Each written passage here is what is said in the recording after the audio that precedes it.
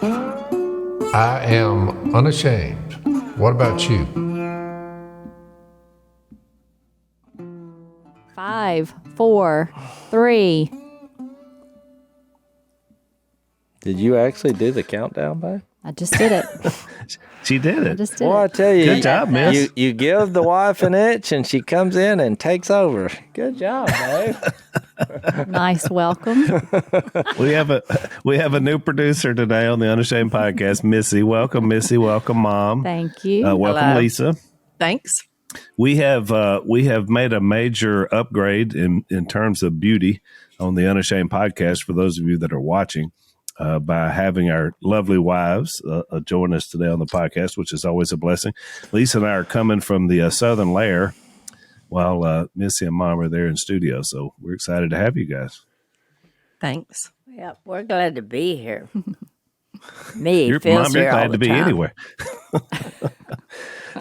So I got to start off. I realize I'm time stamping our podcast because we're a couple of weeks out on our releases. So by the time you hear this, college football will roll on. But this past weekend, for the first time for me in a long time, because the last few years when the Alabama LSU game is on, Lisa and I have been on the road. So I haven't really had a chance to really just enjoy the game. And so this year we were here in Alabama. I had my freshly minted LSU flag hanging on my house, very much in the minority in my neighborhood.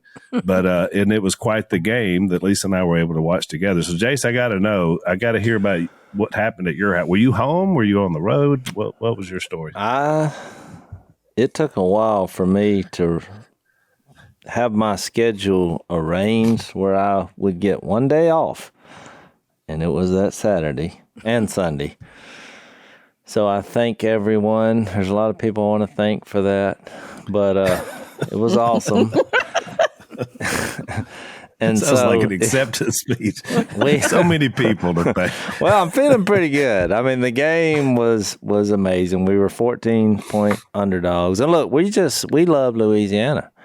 And so we support our state I was college. trying to call you to say what the odds were, like you always tell me, how much. I had all the missed calls. I returned your calls immediately, and you didn't answer. Well, She was on the phone already with Jep. Yeah, because you didn't answer. That's what I've noticed with you, Kay. You'll call somebody back, but give them at least a minute to call you right back. Nope. No, that's wasted Then dead you're already space on for to the Kay. next call. And so then when you finish that call, you call me back. Well, guess what? 1 minute later, because I was trying to get my phone, because I'm like, who would call me during the LSU game? Oh, me? it's Kay. So I tried to call you back. Guess what? No. And we continued that during the whole game, and I never talked to you again till right now. Well, I talked to other people, but I didn't talk to you. We I don't kind of know what have, happened. but we have a rule that Jace didn't even know where his phone is during the game. So I'm surprised she kept trying to call her back because usually people know not to even I'm call us. honored that you tried to call I me tried to back. call you back. Mm-hmm. So we were there. She learned that. Missy invited her parents, or did they invite themselves? They invited themselves, but Which was okay. I was a little nervous about it at first because, look, they've seen me during an LSU game because I'm vulnerable in that situation, good or bad. During the game, now once the game ends, it's over. I have win or lose, I'm fine. I leave it in the living room on the field. So we had them there, and we had our little one there. He had his little LSU. Missy put a LSU. Lisa, you bought that for him. LSU Little jumper, LSU onesie. I put it on him. which created a problem because later on during the night, bedtime occurred, and then all of a sudden, Missy's like saying, "No, we need to keep this down." Well, I'm just like, no screaming and hollering out loud, or you get to go put the baby back to sleep. That was kind of the deal. And so I was patient and understanding. I think the line I gave was, if they win this game, I'll tear this house down Yes. to the foundation. It's just marriage, right? Right. This is a great preview to marriage. It is. I'm just, but her parents were trying to video me a couple times. I was like, no. It stays in the living room. Because there was a lot of antics and the whole state. I'm sure that It registered. would have been a great show. They could have filmed each one of them, us watching it. Because I was funny too. Well, they were checking the earthquake, last I heard, to see if when the 2-point conversion was good, to see if it registered on the earthquake meter. I 'Cause would that's like happened to know before, that yeah. decibel number for sure from the stadium level. That would have been amazing. I actually had an injury over the celebration. My adrenaline was pumping so much I didn't realize it, but about an hour later, I could not lift my arm up, and it's still sore to this day. When's the last time the crowd has gone into the field when the game I was? mean, It's the week before. Tear the goalpost down. The week before, so it was, the week before they beat Ole Miss, and I'm like, I think we need to act like we've been here before. Yeah, that's right. But now, Phil, you got to remember, not everyone stormed the field. I think basically, the It field was looked full. like it, yeah. well, you saw those who they were the no win to say win losers storm the field. Yeah. I think they'd had a few adult beverages at that point. Oh, yeah. Because most of the people I saw going to the field fell down en route. I thought they were just so happy. Yeah, they were, and they were drunk. But it was great. I'm glad we didn't. I was just so glad that really we went for 2, because in the back of my mind, Missy, in our marriage, I've documented this, that we didn't have a lot in common when we got married. We basically both spoke the English language, which was great, because you think if we spoke 2 different languages, that would be difficult. And we love Jesus. I don't think there was anything else right off the bat, was it, babe? We'll get to that. Okay.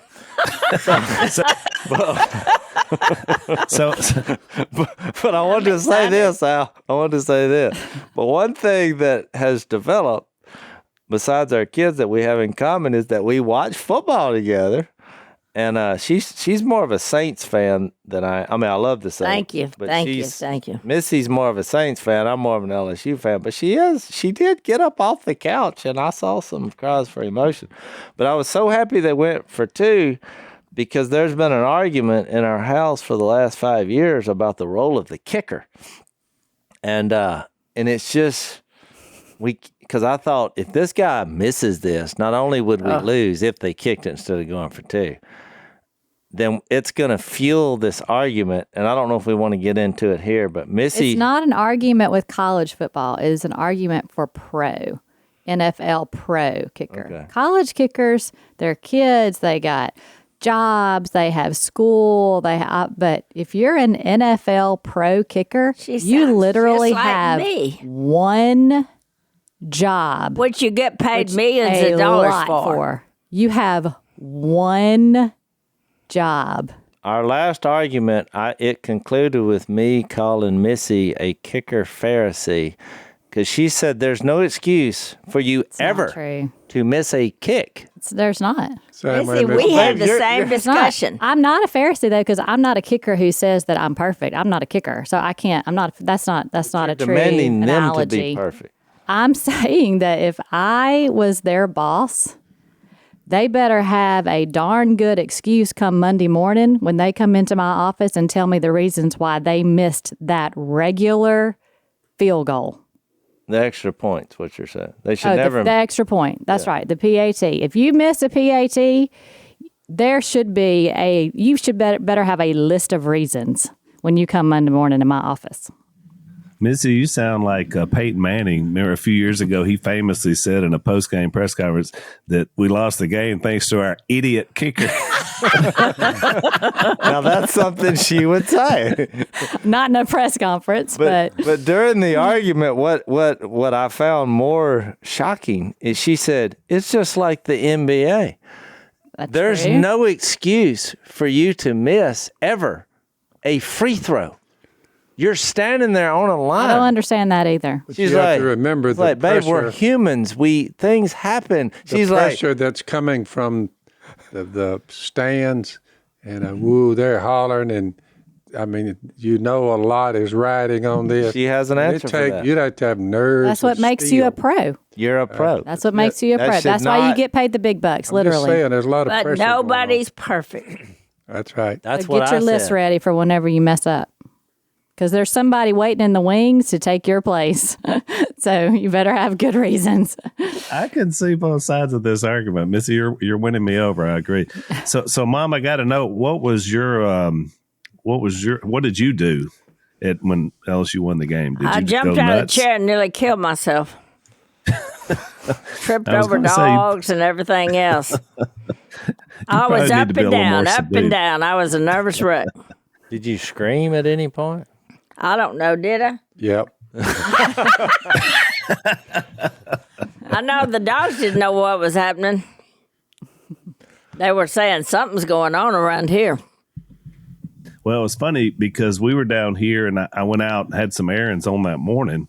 And so I'm going around town. Of course, I got my LSU stuff on and, I'm getting a lot of grief from people in stores and, that kind of stuff. But it was all in fun. But when I went into the grocery store down here, everybody was so into it. They were announcing over the loudspeaker, all right, who in the store is, pulling for LSU? I mean, across the whole grocery store. So it was really great. And they did all the SEC schools because there's a lot of people represented down here. So it was a buzz. And I will say, I know we have a ton of Alabama fans. So I know we've made you relive this today, but just understand you guys have been better consistently for a long time. So you got to, when something like this happens, we're going to have to crow just a little bit. But even the non-football fans, though, Al, this game was something. The way it ended was so crazy. Because look, I stood up. I thought, okay, we scored, in the overtime, and then all of a sudden, I thought, is he actually contemplating going for 2 points at home? And we all stood up. I said, no. He's not that dumb. He's not going to do that. That's what Missy, she's like, there's no way That's just he would stupid. do that in front of 100,000 people. I was like, what about the rest of the state, the whole nation? Yeah, and then when they went to, did they go to commercial? Yeah, because they took a timeout. He ran down the field as fast as he can, screaming, hollering, timeout, timeout. I said, oh, thank goodness he's come to his senses. He's not going to do that. Went to commercial, but I told you, what did I say? I said, he's still going to go for 2. I said, he's doing it. But they just want to make sure they have the play. So it comes back. They're fixing to go for 2. But what I noticed it did, Al, I want to make this point because I couldn't even sleep for 3 or 4 hours, just the adrenaline. I was watching the crowds, and I went crazy. Back and watched the whole thing again and fast forwarded through commercials. I did. So, but nobody made this point. And what he did, because, this is personal for us, because Nick Saban used to be our coach. And so Louisiana has a weird kind of relationship here. But Brian Kelly did something that up until this moment, I've seen no other coach do against Nick Saban.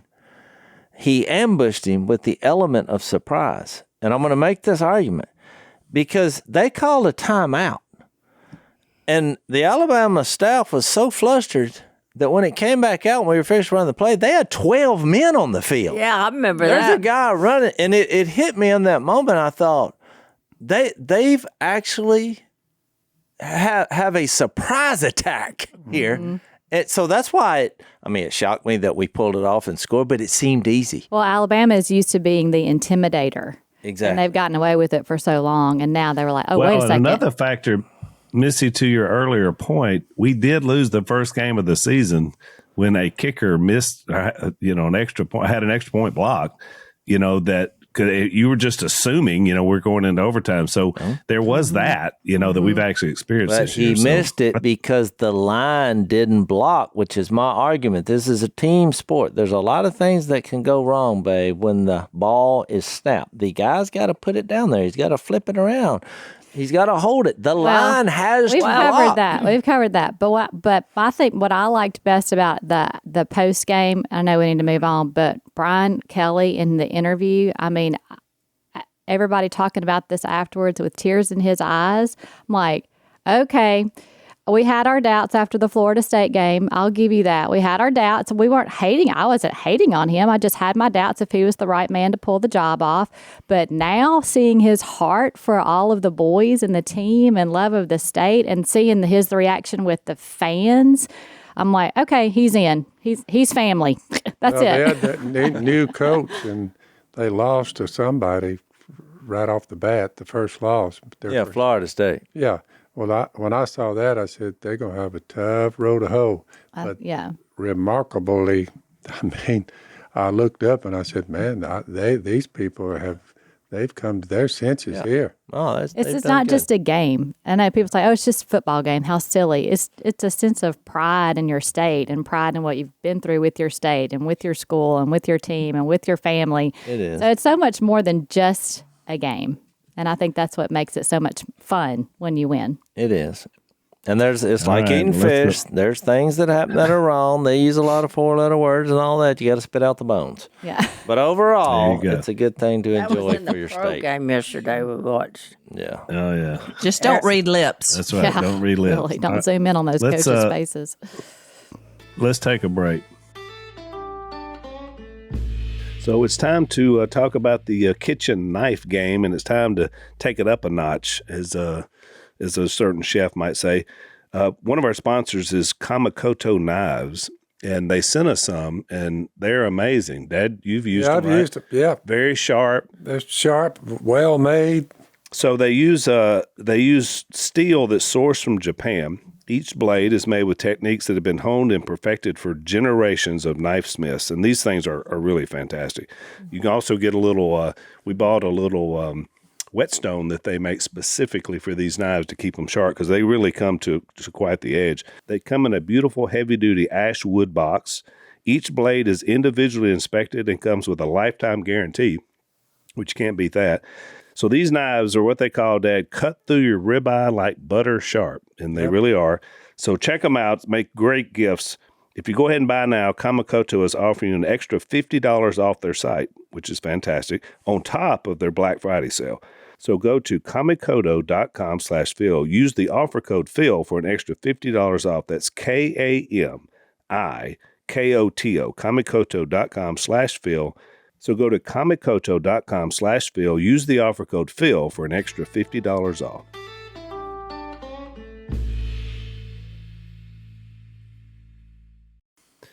All right, so we got that out of our system, and like I said, we beg forgiveness for all our Alabama fans. We love you in Christ, so it just goes to show in the SEC on any given week you pull for whoever, right? So the reason that we asked the ladies to come on our episode is because we had a very, I feel like, Jase, a spirited discussion from Mark 10 on our last podcast with the three of us plus Zach. And we talked about marriage in the context of, it wasn't really about marriage, I don't think, is kind of the conclusion we came to, even though that's the topic. It was more about legalism and law as Jesus is dealing with this particular situation. But I felt like we needed to get some female perspective. Obviously, the same thing I think the podcast audience loves about our podcast is our commitment to the word. But I'm going to tell you, we're on here all the time, me, Jason, Dad, and Zach, but our wives have been studying, teaching, being impacted and impacting others with the Word of God all the years we have. And so I respect all of your opinions, but also your study and your study, in any of the Bible. So that was the reason why I wanted to have you guys on. In the last context, and Jason, you can help me out as well, we talked about there tends to be this tendency, which is why this question was posed by the Pharisees. They were trying to trap him with this question about, is it lawful to have a divorce? Because they're trying to get Jesus basically on the record saying, going against Moses. And so Jesus, as he often does, brings them back to the original truth. And the way we described it on the last podcast is he presents marriage as this beautiful gift that's been here since the beginning. That's why he goes all the way back to Genesis 1 and Genesis 2. And so his answer to their legalistic question was, here's the way God has designed it from the beginning. And he just gives this beautiful picture about marriage. So I kind of wanted you guys just to give us basically your, not only opinion of this text, but also just marriage in general. And Mom, I wanted to start with you, because, you got a movie coming out about your marriage. So, yeah. I mean, not many people can say that, right? I mean, about your early life. So how do you growing up, your view of marriage, what you were taught, how did that impact you going into your marriage and relationship with Dad? Well, as I tell the story to everybody, it was because I was raised as much by my grandmother as I was my family, because they had a store and they worked all the time. So I listened to my grandmother for hours, and we'd sit in the swings in different places. And we talked about, and I told her I already knew I wanted a husband. I knew what I wanted him to look like and act like, and that I wanted 4 children. And, I had it all planned in my head. Of course, it wasn't like I had anybody picking them because I was just young. But she always told me, she said, well, just know one thing. When you marry, you give a vow to God, and it's for life. And she said, and all your fights and struggles, you got to stick through them and just know that God's there and you can do it. So I was like, why would I have fights and struggles? I don't fight now. I'm not a fighting person. And she said, you'll have problems. And I said, why? She said, because everybody does in a marriage. Some people will talk about it, some people won't, but there's always disagreements in a marriage. So I went in there thinking, no matter what he does, no matter what anything happens, I'm not going to leave him. I'm going to stay true to the vows and the marriage. Well, we talked about last week, marriage is hard. People are selfish. Yeah. And by that, we're sinful on both sides. And things change. Life changes, especially when kids happen, health problems happen, people die that are close to us, friends betray us. Then you have to throw in work and making a living, and you lose your job. And so, we made a point that you always marry the wrong person because you're bringing out the worst just by spending time on a daily basis with another human being. And we're sinful people. Well, we were definitely different. He was smart. I wasn't. No, what's the other reason? No, I was going to think of it. There's several of them. I had money. He had none. What I was going to say, though, is, the context of what we covered, if you read Matthew 19, 1 through 12, and you read in Mark 10, when you combine them, you kind of figure out what they were trying to do. Because they were trying to trap him, saying, well, how come Moses where was that, Deuteronomy 24? They were allowing people to get divorced for a variety of reasons, and so they were trying to trap him to see which side of that he was on. It was kind of like the new way here, where, you get tired of her, she doesn't cook well, or you can divorce her. So they're trying to trap him, and in both references, Jesus says, well, he allowed you to get that divorce because your hearts were hard. What was happening was they were making sinful decisions. And then now scenarios were coming up where it's like, well, what do we do with the first woman that I was married to after 3 marriages? Because now she wants to get back married again. So he was making the point, you screwed all this up, but it wasn't that way from the beginning. And he then defines marriage, and he he shows that he designed it and that he defined it, and that it's actually a beautiful thing that 1 + 1 = 1 in the Father. So that's why when you fast forward to all of us, we've been married, all of us, gee whiz, A lot of years. You realize all the problems that come. I think Missy's, the greatest quality that I did not know she had was the ability to have a new normal when life changes or throws you a curveball. She does way better than I do about arising to the occasion and saying, well, this is just how it is. Give me a week. After a week, and but then, that's good, man. and then.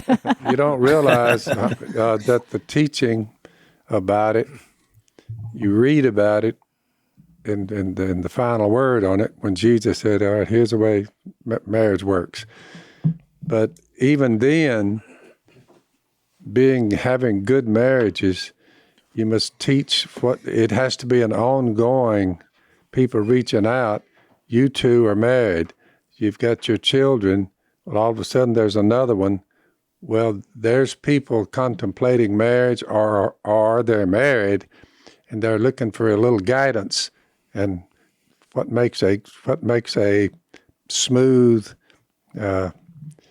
kind, good marriage. So the teaching part has to be done. Even when you say, okay, I'll stay with her to heaven to hold no matter what. You must teach what is in accord with sound doctrine. He's talking to a young preacher. Teach the older men, he starts with the older men, to be praiseworthy, respect, self-control, sound in truth, in love, endure.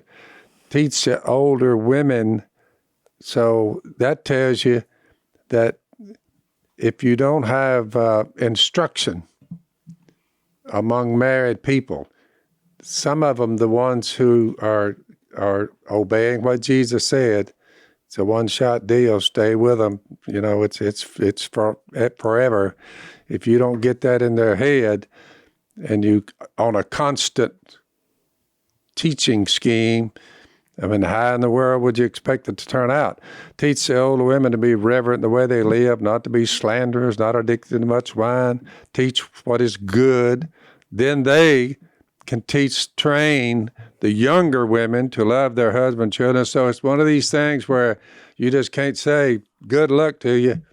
There has to be some intervention in the kingdom of God with each other and develop relationships. Miss Kay and them were always going up to town. They have these women's meetings. How many do you have every week?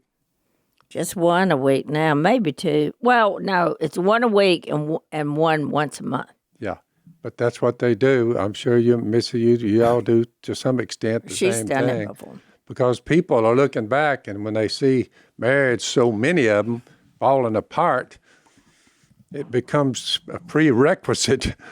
They need some training. Well, especially in the kingdom of God, if you're going to claim Jesus, you're going to have to go with what he said about marriage, one man, one woman for life. So you see in our culture, that's a bone to be chewed, Jace. Well, the training starts at... Hang on, miss. Let's take a break. So we talk a lot on the podcast, especially for what Lisa and I are doing about pro-life, but also, you know, it's not just speaking to women about abortion and, you know, talking about it on the life inside the womb. It's also after. Jason, Missy, or, you know, they're doing, helping out with fostering children, adoption. There's so many components to the pro-life issue. And along the way, it's great to meet like-minded people. And one of those groups is called 40 Days for Life. And they've been a sponsor on our podcast for a while. We've had Sean, who's their CEO, on the podcast to talk about what they're doing. They have great resources in the debate about abortion, because sometimes people feel like they don't know what to say. And so they've written some great books about sort of how to have those discussions, whether you're at work or whatever. They have over 1 million volunteers in 1,000 cities all around the world, and they get together and they pray, and they're making an impact and a difference. So I want you to check them out. Check out their locations. Maybe you can get involved with this great organization. They got a great podcast. As I said, they have great resources on their website. They got a free magazine that you can also check out. It's 40daysforlife.com. They're going to keep you updated on how abortion is ending in a post-Roe America. So that's 40daysforlife.com.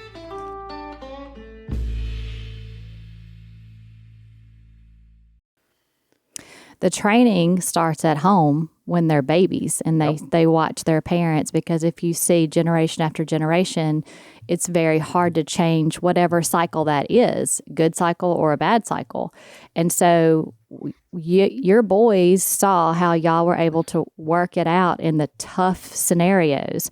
Yeah. Okay, you did fight. You are a fighter because you fought to keep your marriage Had a lot together. of patience too. But you gave Phil, you know, those ultimatums of you can't come back home until you get your life right. I'm not going to subject myself and my boys to that again. That was a fighting moment. Yeah, that was after many years. Right. But I will say I felt like in my mind I had been patient and given all I could give.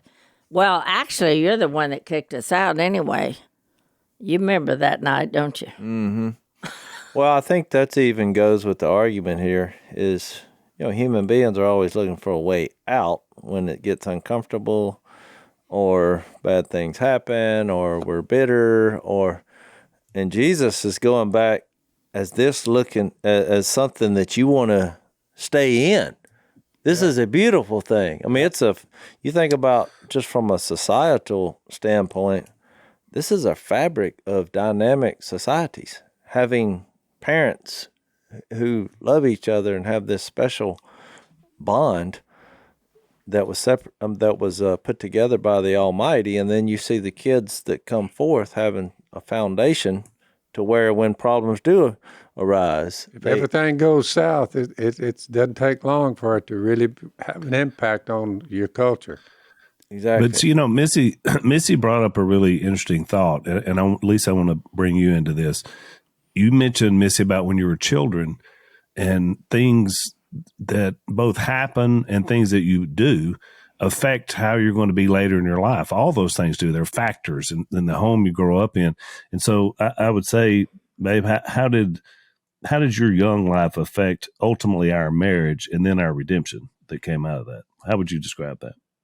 Well, I think you're right. I think 95% of the time, when kids are raised in a God-fearing and a loving home where the parents love and respect one another, then sure, I mean, they tend to take on those qualities.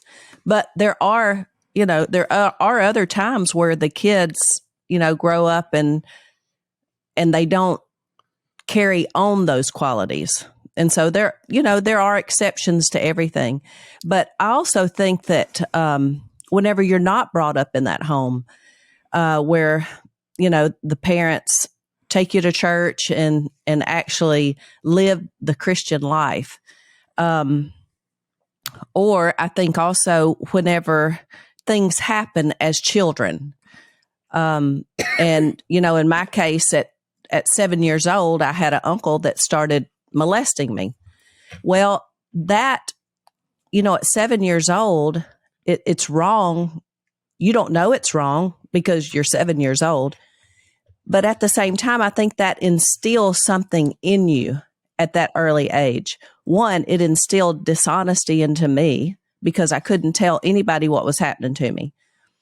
Two, I think it instilled a self-worth, which I had none. I really felt as though my lot in life was to please men. The third thing that I think it instills is just that respect factor. And I had no respect for men. Now, I had respect for my father, but he was the only one, and so as you grow up and as you interact with the opposite sex, those things matter. Those things come into play because when you're going down a path and it takes several detours like mine did, then whenever your brain is firing, it's not firing on the right things. It's firing on those lies that Satan has instilled in you as a child. And so, of course, I think that as Al and I, after we got married, I had loved him so long, I thought, I think now it wasn't love. I think it was just, a strong like maybe. But I had wanted so much that kind of person in my life because I was not raised with that kind of person.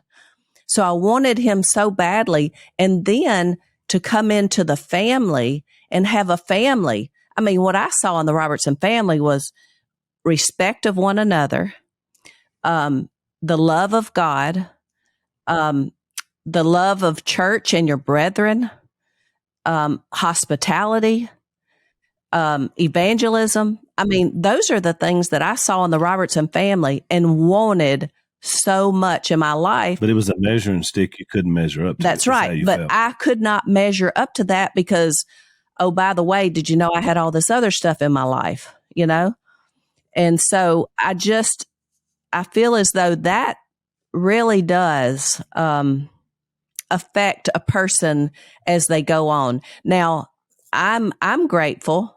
The Robertson family forgave me whenever I had an affair and committed adultery on Alan. Alan forgave me. God forgave me, and I'm grateful for that. But I'm so grateful that at that point, God showed me the lies that Satan had been telling me for all of those years. But again, as you said, Phil, that came through being with other people and those people putting that into my life. And so whenever I did counseling, whenever I talked with other people, even Miss Kay, I mean, then they told me what my worth was. They showed me, they studied with me. And I think that is how that I was able to change my life. And subsequently, we have a great marriage. Not perfect, but we have a great marriage now. Well, let's take another break. So with, elections and, man, back and forth, there's a lot of crazy. It's a pretty crazy divide right now between left and right. And, we have to do business in this world. So a lot of times you're doing business with folks you don't necessarily agree with. One of our sponsors is probably a company that you would agree with their value system, because it's a lot like ours as conservatives. It's called Patriot Mobile. It's America's only Christian mobile phone provider. And they're also a force for conservative values. They take a portion of your bill and they fund conservative causes and candidates who believe in sanctity of life, freedom of speech, the Second Amendment, and they're making a difference. They also have affordable plans for you, your family, and even your business. They offer the same nationwide coverage as the major carriers because they use multiple major networks. Plus, they support conservative values. So if you want to check them out and see about switching over, go to patriotmobile.com/Phil, or you can call them at 972-PATRIOT. You're going to get free activation with the offer code Phil. They've got special discounts for veterans and first responders. So join the movement, make the switch today. patriotmobile.com/Phil, or call them at 972-PATRIOT.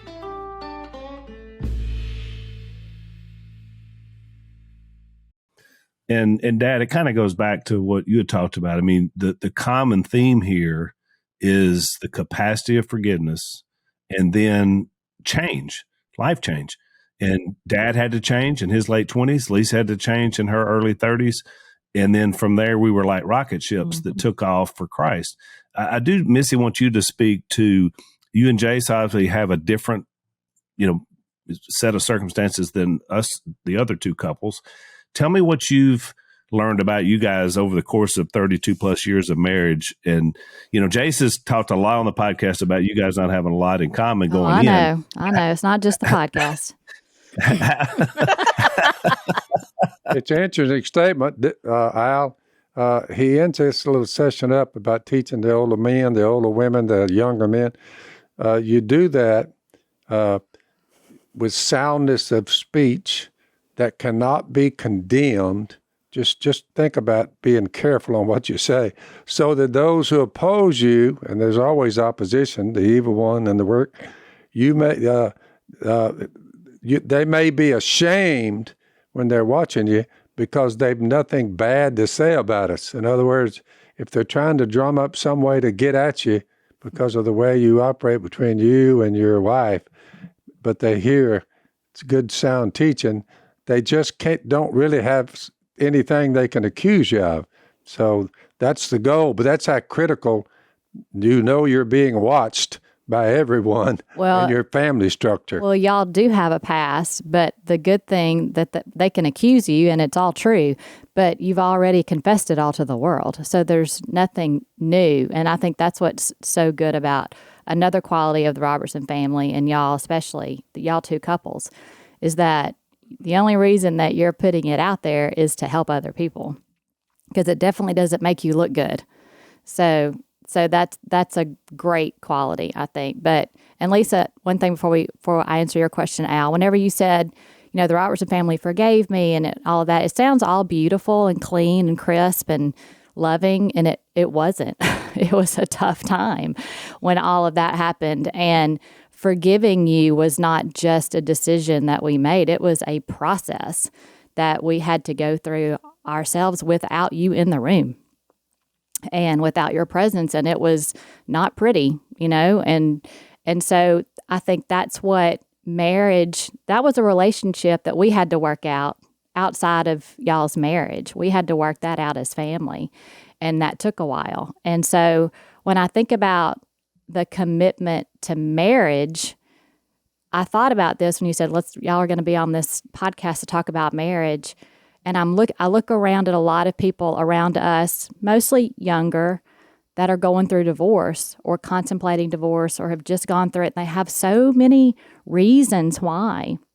They weren't prepared, or it just fell apart, or he started slandering me, verbally abusing me. I can't take it anymore, all this stuff. And not that those are not valid reasons, but where is the commitment that we made before God and before witnesses?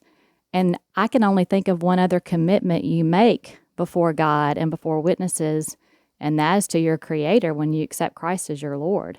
It's that one and your commitment to your spouse for the rest of your life. You don't even make a commitment when you take your babies home from the hospital. They just hand them to you. Like, good luck.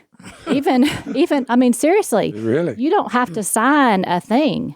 And even when I took this new baby home, I just signed that I had legal authority to make decisions on his behalf, not that I would love him and commit to him and put him before me no matter what. Marriage is a very unique institution that is it's like none other. And so it requires a lot more time, a lot more energy than maybe you really feel like putting in, because you're dealing with another adult and you think he should be treating me the way that I want to be treated. We kind of give a pass to our kids because they're kids. So I think that a lot of them are saying now, just kill them. That way you won't have to raise them. Well, that's true too. That's a whole other issue. How about a sad deal? Just get rid of them. That way you want to.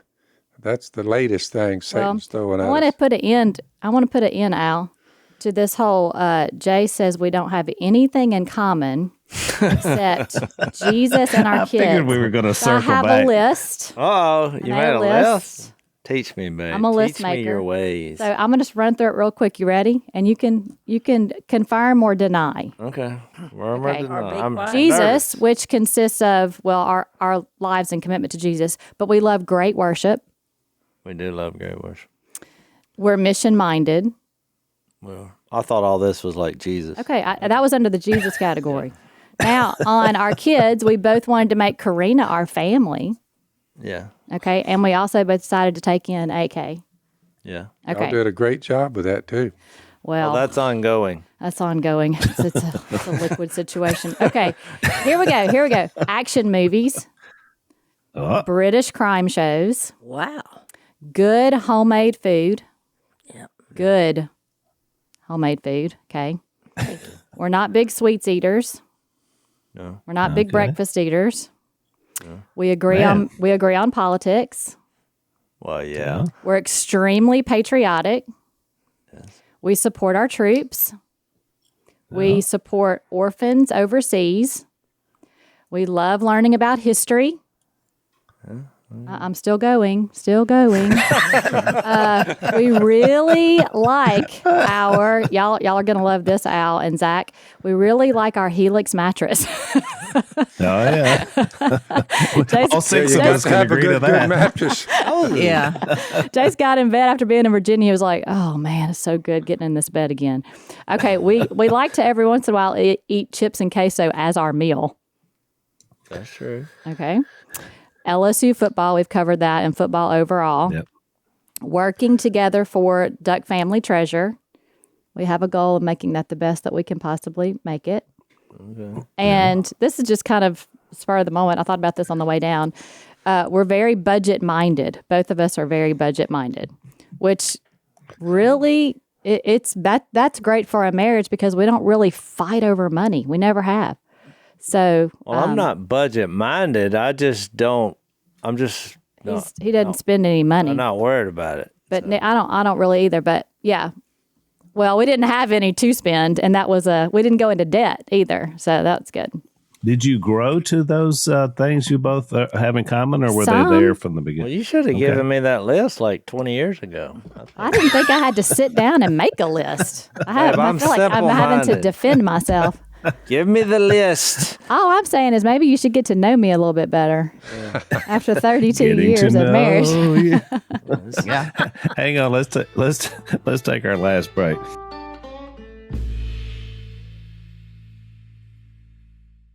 All right, so Missy's convinced me of two things. One is professional kickers should not miss an extra point, and number two, Jason and Missy have a lot in common. So thank you, Missy. Sure. But we cleared up a needed lot. a list. Yeah, so now, Al, you remind him when he says, my wife and I don't have anything in common except Oh, Jesus. Trust me, I will. I'm gonna say remember the you. list. So to put this in context, Al, instead of looking for a way out with the certificate of divorce, you need to look for a reason to stay That's in. it. Yes, I could have made a list on with things that we advice. didn't have in common. That's With always the good list. That's Yes, good advice.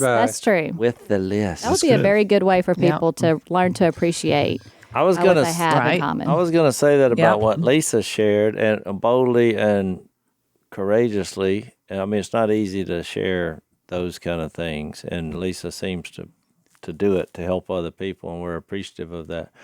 But and it was bumpy when you did that for our family. It took a couple of years, I think, but Yeah, it took a while. But you know what?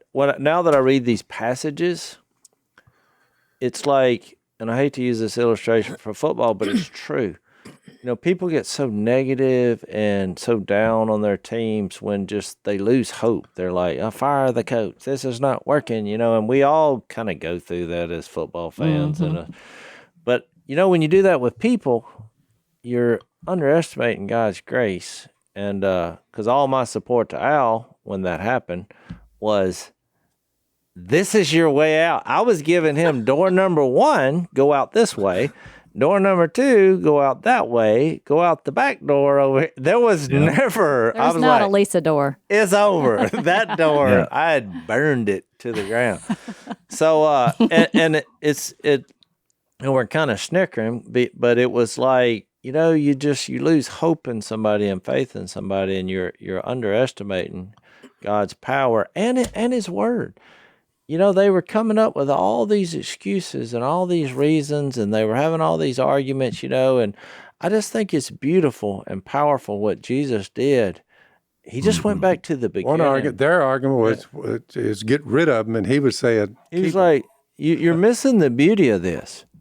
And so I think a lot of our marriages and a lot of people, and look, we all have our scraps and fights. I mean, we have scraps all the time. But, you know, you have to have these reminders of how beautiful this is despite our struggles and our mess-ups and God creates the most powerful union on the planet, and it's called marriage. That's right. I mean, it You know- brings out the best in both of you working in the right direction despite all your failures and mess-ups. I mean, True it's statement. incredible. Yeah, yeah. In counseling, in premarital counseling, sometimes we tell people to make a list of why you like one another or why you want to get married. And then we had one couple say, we're still adding on to that list because every year they find something different. Yeah, they add And to the list every year, which That's is a right. beautiful thought. Which is great because then whenever the hard times come, you pull out that list and then you can go, well, I mean, we used to do this. We used to do that. You know, I used to like that about you and you used to like this about me. So I think it's important for us to remember exactly why we married one another. And, you know, I have a friend, Jo Neal. She's all of our friends, but you know, she says maybe you didn't marry the wrong person. Maybe you're just not the right person. Which is You to know? Chase's point, yeah. Which Jesus makes it all right. Before we're getting toward the end of our podcast. Before we get to overtime, I want to read the next little section because I do think it's very relevant, especially in between. Because later we're going to talk about this very impressive rich young man. That we're still in this concept of, you know, law versus grace. In verse 13, it says, people were bringing little children to Jesus to have him touch them. Now, and this is about the third reference in the last two chapters where Jesus is like addressing a child when he's talking about faith. But the disciples rebuked them. They rebuked them for bringing the kids. When Jesus saw this, and by the way, this is one of the few times in any of the Gospels you see this phrase about Jesus, he was indignant. He was not happy. He said to them, "Let the little children come to me and do not hinder them, for the kingdom of God belongs to such as these. I tell you the truth, anyone who will not receive the kingdom of God like a little child will never enter it." And he took the children in his arms and he put his hands on them and he blessed them. So I want to interject that because, Missy, you talked about children quite a bit a minute ago, not only just the training that we do, but then also the impact that they have on our relationship. And I just found it interesting that in between these two sort of tests, one, this discussion about marriage from the Pharisees, and the next is going to be this young man comes up that basically says, "I'm a law keeper. You know, why can't that be enough?" He brings in these children, and when the disciples try to get the kids out of there, he said, whoa, no. This is how you need to be. Mm-hmm. You need to be like these. So how do you look at this when you look at relationships, when you look at marriage, and you look at people's kids and ways that it impacts them? Why is that so important to you guys? Why do you think he brings this into this? I'm not sure we can sum it up as we end this podcast in a pretty package, but children are just a visual reminder of what we should be like. And so, but you can take them for granted if they're with you all of the time. That's what's been one of the good things about having this new baby in our house is that we're reminded again, because it's been a few years since we had little ones in our house.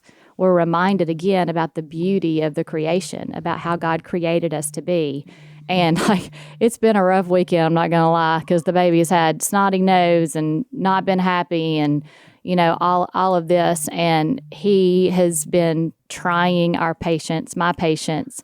And yet, when he looks at us and we make him laugh, it's like the sweetest thing ever in the entire universe. Mm-hmm. He forgets that he's sick. He forgets that he was just told no 15 times that you can't grab that fireplace tool and pull it down on your head, And so he's so quick to forgive and so quick to love on and so quick to want to be loved.